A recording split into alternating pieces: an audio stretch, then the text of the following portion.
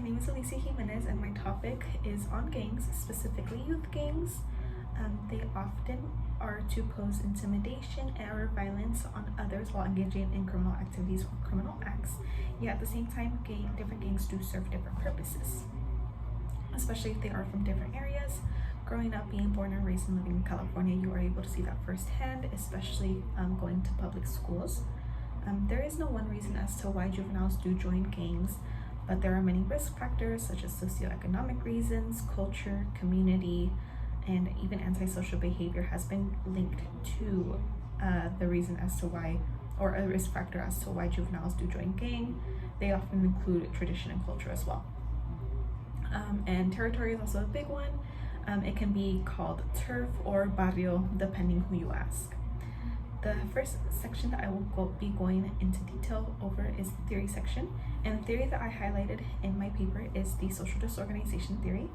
And that theory details on how a lower socioeconomic status, ethnic background, and residential mobility have the capability to reduce government and community-based memberships or members to have control over gang activity in the area and crime overall. There was a study that was published in 2019 by Howell that noted that the emergence of street gangs overall did confirm the findings in the social disorganization theory. And specifically, Pizarro and McLaurin's 2006 study did highlight that the social disorganization theory and many of the risk factors involved in gang membership were tied to the social disorganization theory as well. And that was found after 6 months observing juveniles in New Jersey and tying whether gang-related homicides could be determined if social disorganization could predict those homicides. Another article that was highlighted in that section was by Leahy, Gordon, and Lober in 1999, and their findings presented that gang entry within boys who were already on the path to worsening antisocial behavior were more likely to join gangs based on that theory as well. And their findings were found after a 6-year-long period observing juveniles whose entrance into gang was determined by baseline conduct disorder, and as well as increasing levels of conduct disorder behavior prior to entering gangs. The next section is my method section, and that was conducted with an interview, and observation, and content analysis.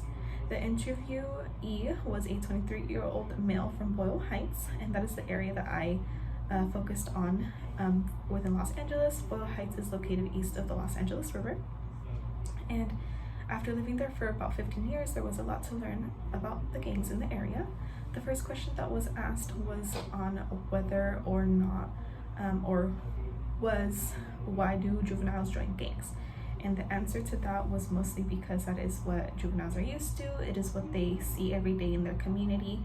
So it is something that is normal to them, and that's why it's normal for them to join gangs. The following question was on whether or not it's difficult to get away from that lifestyle. And the answer was, it is in a way difficult to get away from that lifestyle because, as mentioned, that is what juveniles do know. It is what they see in their community, especially if it's traditional in their family. They see their older members growing up in gangs as well, so that is what they see themselves doing in the future.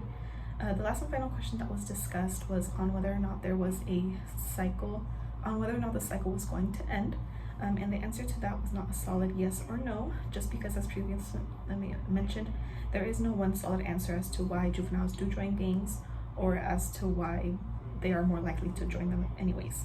So because there is no one approach, there is no solid solution as to whether the cycle will end or not. It's really more individual.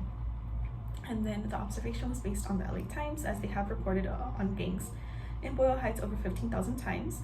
And the content analysis was going over the current more active gangs that are still in the area. The final section is the approach, and in that section I will be going over how youth gang violence is a community problem, so it needs to be helped by within the community. With the number of gangs that have been growing, it is important for intervention programs and interventions programs to keep up. One of the programs that was highlighted through the various articles was the GREAT program, which is a school-based and gang violence initiative, and it was included in various studies and the articles of the Office of Juvenile and Justice Delinquency, as well as other studies that I mentioned in my article by Ebsen and colleagues 2012 article. as well as Epson's article within 2013 and Epson and Osgood's article of 1999. And it will be going over the foundations as to why youth juveniles do join gangs.